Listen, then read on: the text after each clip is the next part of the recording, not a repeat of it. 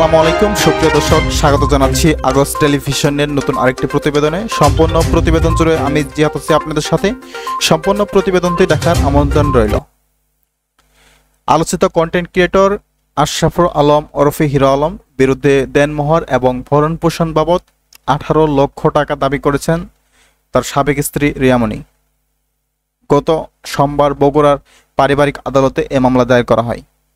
রিয়ামণি জানান, হিরো আলম মিডিয়াতে তাকে তালাক দেওয়ার কথা বললেও তিনি এখনো কোনো আইনি কাগজ হাতে পাননি। তিনি বলেন, আমি এখন আইনগত তার স্ত্রী, সে আমার কোনো খোঁজ খবর নেয় না, তাই দেনমোহর এবং ভরণ পোষণের জন্য আদালতে মামলা করছি। এর আগে গত 17 এপ্রিল হিরো আলম এক সংবাদ সম্মেলনে রিয়ামণির বিরুদ্ধে একাধিক অভিযোগ তুলে ধরে তার সঙ্গে সংসার না করার ঘোষণা দেন।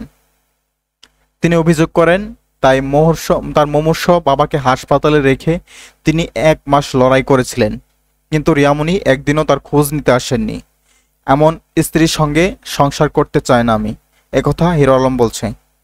এ মামলার পরিপ্রেক্ষিতে হিরো আলমের বিরুদ্ধে আরও একটি ধর্ষণ মামলা দায়ের করেন তিনি, যেখানে অভিযোগ করা হয়েছে তিনি বিয়ের প্রতিশ্রুতি দিয়ে এক নারীকে ধর্ষণ করেছেন।